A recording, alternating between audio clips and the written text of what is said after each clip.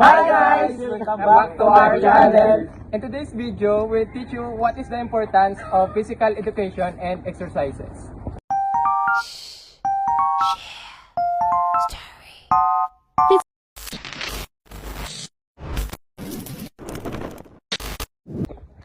Hi guys, welcome back to our channel. In today's video, I will teach you what is the importance of physical education and exercises. Physical education teaches us to be physically fit. It helps us develop physically, emotionally, socially, and mentally. It improves physical health and fitness through exercises. Kaya ang pag-exercise, makabulig niyo siya sa aton maging physically fit nga hindi tadasig pagkapuyon sa mga simple lang ulubrahon. Amo na yung mga examples nga makabulig para sa aton maging physically fit. Una, like sa akong ginaubra abiyanda, ga-walking.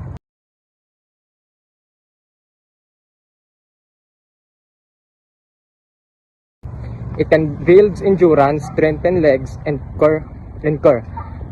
Burns calorie fast, reduce risk of diabetes and heart disease. Number 2, example siya na is ang pag-swimming.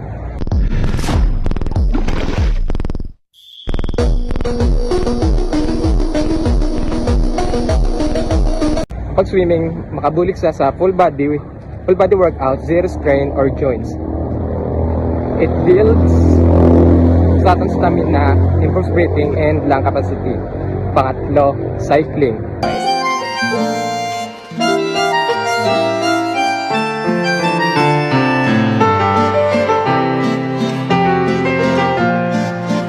Kaya strengthen sa sang aton legs, maka-improve sang aton nga heart health kag tones muscle. Ang pang-tatlo, ang pang-apat is dancing.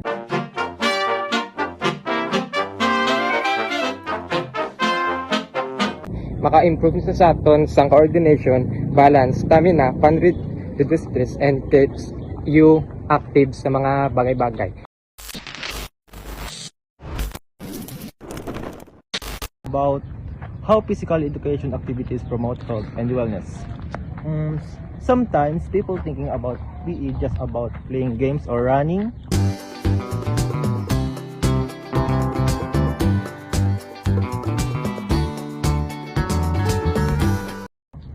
Laughs, but truth is every activity we do in PE class is designed to build a better, stronger, and healthier version of ourselves. Whether you are a student, a future professional, or just someone who wants to stay fit, PE activities play a huge role in our daily health. First, PE activities build our physical fitness. Every exercise we do, from warm up,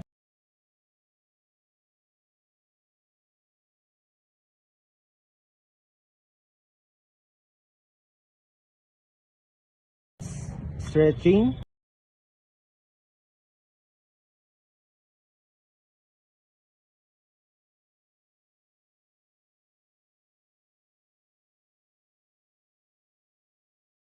jogging,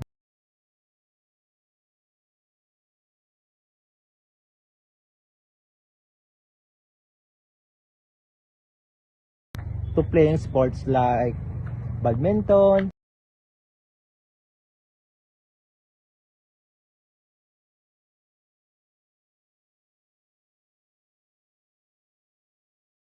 basketball,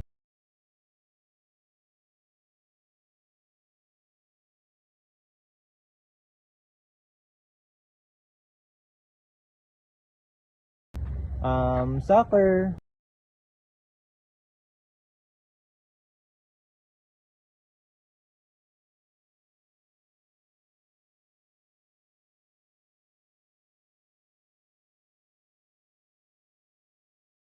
these activities help us maintain a healthy weight, control our body and our blood pressure, and give us the energy we need to finish our daily tasks.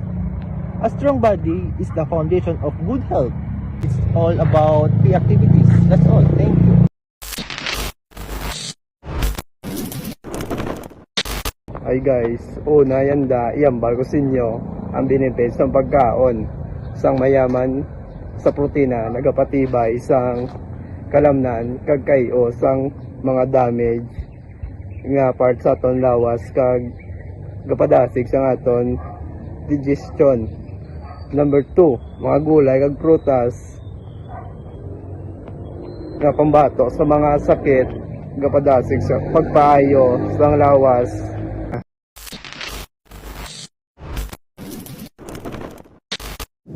Hi guys! Welcome to my vlog. Panibagong araw, panibagong kaalaman. Alam niyo ba ang sports ay nakakatulong sa tao? Hindi? Alam niyo na. Number 1, makaiwas ka sa bisyo. Dahil kapag naglaro ka ng sports, hindi ka maging ganyo na makabisyo. Pangalawa, ang sports ay parang nag-iisisyo ka rin. Dahil nakatulong itong sa ating katawan gumalaw at mag-isip. Pangatatlo, nagbibigay ang sports sa motivation sa ating katawan. Dahil nakakatulong ito, hindi tumama ang magtamad ng isang tao at makaiwas sa stress. Yan lang po at salamat. Manood ulit. God bless.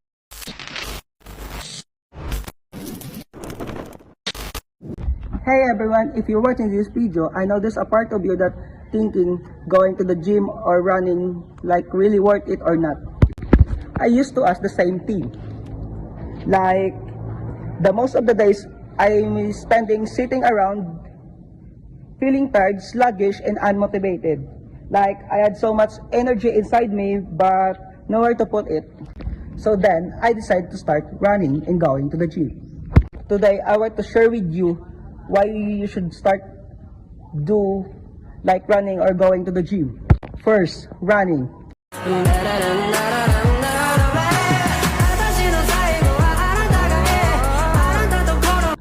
Hard at first, but it builds mental health, strength, clears your mind, and it feels amazing to start slow, focus on progress, not perfection. Kaya karamihan kasi sa atin sinasabi nila na mahirap ang pag-run, jogging. Pero if na-try mo naman talaga ay hindi naman ganun talaga kahirap. Ginagawa ito ng iba para lang sa kanilang lifestyle, exercise, or dahil gusto nila magbawas ng timbang. At yung iba naman is they run not to burn calories but to burn memories. The second one, gym.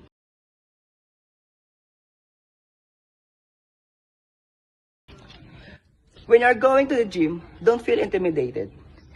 Everyone starts as a beginner. It builds physical and inner strength that gives you energy and surrounds you with a positive vibes. So, what the benefits of doing it?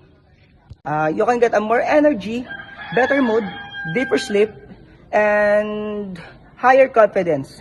It teaches you discipline, how to work on yourself, and what you've truly capable of.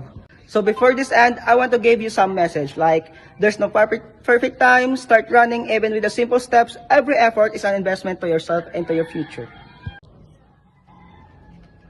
Oh, what are you waiting for? Come and join me, and don't forget to like, share, and subscribe.